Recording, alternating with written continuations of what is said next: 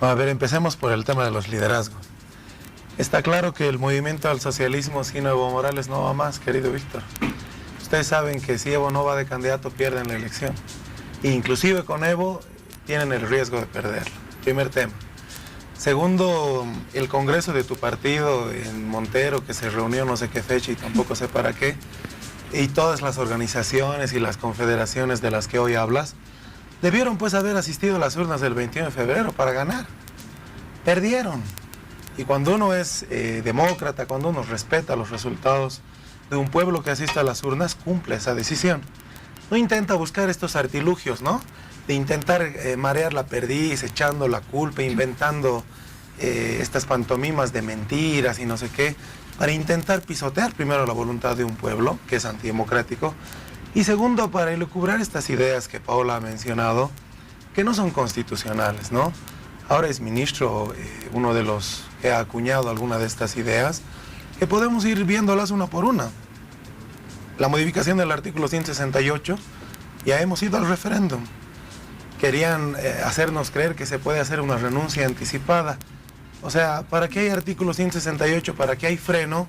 Si yo puedo renunciar 20 minutos antes de que acabe el día de mi gestión y me puedo volver a habilitar. Entonces, innecesariamente debieron haber puesto en la Constitución que uno puede reelegirse por siempre. La interpretación constitucional, y el Tribunal Constitucional se ha pronunciado. Y no puede el tribunal volverse a referir a un tema sobre el que ya ha sentado un precedente y ha marcado línea jurisprudencial, ¿no es cierto? Entonces, deberían asesorarse de mejor forma y deberían decirle a la gente con claridad que lo que quieren es desconocer la voluntad de un pueblo que acudió a las urnas, con mentiras, sin mentiras. Nosotros no trajimos para la señora Zapata, no la contratamos para que trabaje en la CAMSE, no se la presentamos al presidente ni a un ministro que se creía rey. No es a nosotros a quienes tienen que culpar. Es en el gobierno donde estaba la responsabilidad. Y ahora creen que haciendo un cabildo, haciendo un congreso, llenando firmas, van a cambiar esa decisión. Yo creo que eso va a traer otras consecuencias, Víctor Hugo. Y estamos a menos de un mes en que la gente ratifique, recuerde ese 21 de febrero, en el que asistió voluntariamente, sin presiones, a ejercer su derecho en cada recinto electoral de este país y en el que votó por una opción. Y esa opción no los favoreció. Deberían, como nosotros, los próximos 3 años concentrarse en preparar nuevos cuadros, trabajar una nueva propuesta de país y presentarse al proceso electoral como corresponde, ¿no es cierto? Pero no es correcto primero pretender echarle la culpa al otro de tus derrotas y tus fracasos electorales, y segundo, menos correcto todavía es intentar pisotear la voluntad de la gente a través de interpretaciones que son muy personalísimas. En eso sí estamos de acuerdo, ¿no? Hay mucha gente del gobierno que ha dicho que es su interpretación. Está bien, parece responsable, pero no tienen que olvidar que la fuente de esta Constitución es la Asamblea Constituyente. Y por lo tanto, ahí acude el Tribunal Constitucional cuando considera que existe ambigüedad para la interpretación de alguno de sus aspectos, acude a los archivos de la Constituyente y ahí ustedes pueden verificar que el debate inicial propuesto por la mayoría fue que haya reelección indefinida. Y eso finalmente se cambió luego cuando se llegó a la fase de consensos en el Congreso Nacional extinto de aquel entonces, ¿no es cierto? Entonces no hay forma alguna a través de la cual se pretenda generar una nueva habilitación que desde nuestra mirada es ilegítima y es inconstitucional. Diputado Víctor Ramírez.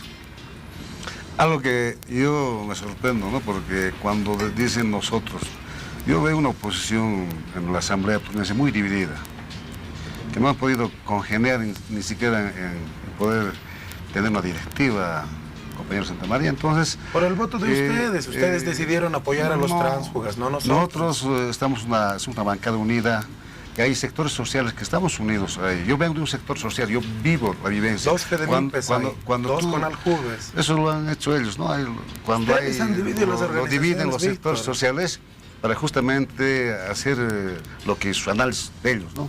Entonces yo veo que una oposición dividida pues, no tiene moral para poder plantear un proyecto por el país. Entonces eso también falta a la oposición, no tiene un proyecto país. Y habrá el tiempo MAS y para PSP plantear proyectos. tiene un proyecto país, tiene una agenda patriótica, hay una mirada económica también en este momento en el tema del gabinete, una mirada económica para mostrar al país resultados. Entonces no estamos convencidos. Yo vengo de un sector social, no solamente FEDEMIPES a nivel país, una confederación consolidada, donde nosotros hacemos análisis político, económico, entonces de ahí viene. Yo vivo la vivencia, no estoy viendo hablar porque yo soy diputado del PRI o del MAS y PSP, no, estoy hablando hablar desde las bases sociales, o sea, soy un diputado que emerge de ese sector. Entonces yo creo que hay solidez en lo que estamos planteando. Creo que hay un tribunal constitucional que va a ver el tema de constitucionalidad, entonces, ¿a qué le tenemos miedo? Va a ser el pueblo el que va a tener que decidir en las urnas, o sea, ya lo ha hecho. No le tengamos miedo a Evo Morales. Evo es un líder, no le tengamos miedo. Su líder. Presenta un proyecto país, Víctor, que lo presenten, y el país dirá pues que sí, si hay viabilidad, habrá viabilidad. O sea, una elección democrática es donde el que gana, el que gana en una elección presidencial. Entonces, yo creo que tenemos un derecho, nosotros como partido político, el MAS tiene un derecho para proyectar, para plantear.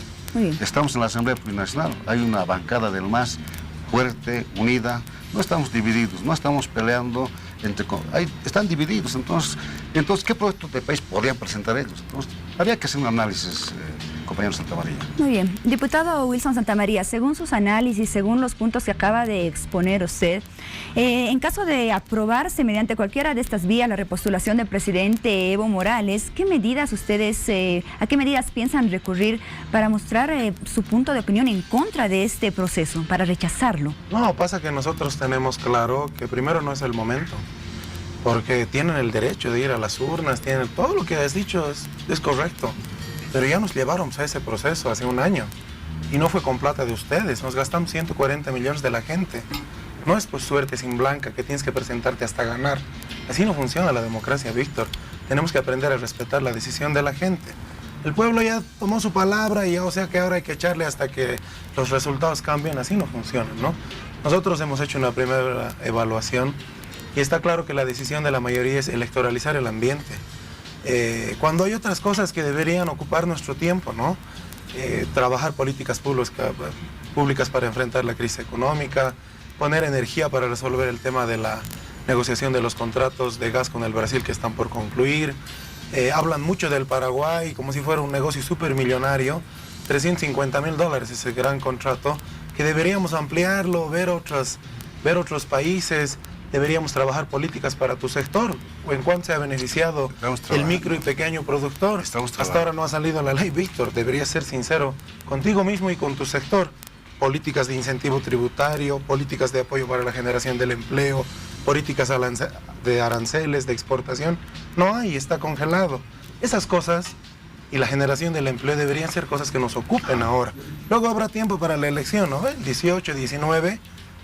veremos qué hace la oposición, veremos qué hace la ahora mayoría, pero por ahora deberíamos ocuparnos todos, presidente, ministros, diputados, senadores, gobernadores, alcaldes, concejales, de trabajar por el mandato que la gente nos ha dado, por construir días mejores para nuestras regiones y para el país. Ahora, hay algo que también está en el debate de la gente, ¿verdad? Si bien el movimiento al socialismo ya como que va organizando sus fichas, ya las estrategias están definidas rumbo a lo que va a ser el 2019, con miras a lo que es la Agenda 2025, porque quieren ser gobierno hasta ese año para cristalizar todos los proyectos que el MAS dice tener para el desarrollo de este país.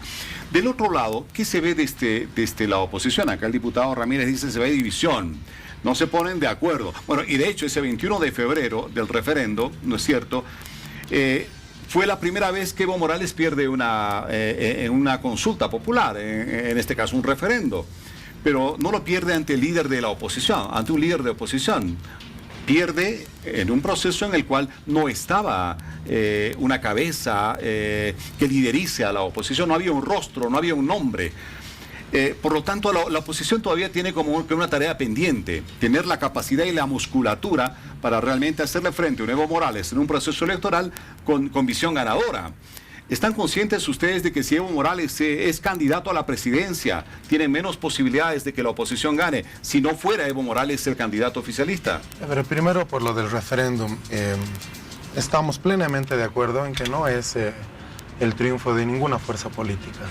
Es la fuerza ciudadana expresada en las urnas la que se inclinó la balanza por una de las opciones, ¿no es cierto? Eso no tiene duda alguna. Segundo, todavía es prematuro para hablar pues de un proceso electoral, de quién es candidato, quién no es candidato. Ellos están interesados en resolver esto rápidamente porque no hay otro candidato que no sea Evo Morales. Les gusta hablar esta temporadita, ¿no? En la elección de las directivas, comisiones y comités de división, porque tenemos algunos disidentes y tránsfugas que deciden postularse de forma unilateral, desconociendo la decisión de una bancada, y con el respaldo de ellos ocupan pues espacios que le toca a la minoría. Pero no nos hacemos problema ni por eso. No nos peleamos por una oficina, por un vehículo. El que quiere trabajar, trabaja en las condiciones en las que hay. Entonces, ese argumento, 2 años, ya no les va a funcionar, querido Víctor. Ustedes tienen 2/3 y son los que eligen, no nosotros. Y en el tema de las fuerzas políticas, nosotros sí pues practicamos democratización interna. Eso estamos haciendo por ahora, estamos ocupándonos de institucionalizar, en el caso de mi partido, las conducciones departamentales, las conducciones regionales, porque no somos una reunión de organizaciones sociales, ¿no es cierto? Somos partidos políticos que están compuestos por ciudadanos y ciudadanas que vienen también de distintas instituciones, pero que democráticamente con su voto deciden quién conduce regionalmente el partido hasta llegar a ese otro proceso. Y entiendo que otras fuerzas están en ese mismo proceso. La fuerza política del alcalde, la del gobernador de Santa Cruz. Y el 2019 veremos qué es lo que hay que hacer, ¿no es cierto? Si nos unimos, si nos peleamos, si... ¿Qué es lo que se hace? Nosotros pero estamos concentrados. ¿No es más conveniente comenzar a trabajar en estrategias rumbo a objetivos? Yo creo que un la poco a largo gente... plazo, porque como de repente se comienzan a juntar 3 meses antes, 4 meses antes, como que ya no hay tiempo para convencerle a la gente de una estructura sólida. Estamos trabajando por ahora en la construcción de un programa país, ¿no? Que consideramos es importante, que la gente sepa qué es lo que le vamos a proponer una vez lleguemos al 2019. Bien. ¿Cuál es la visión de país que tenemos? ¿Qué es lo que creemos que se debe de hacer? Es un documento interesante, bastante amplio. Nos lo va a comentar en un ratito. ¿Le parece?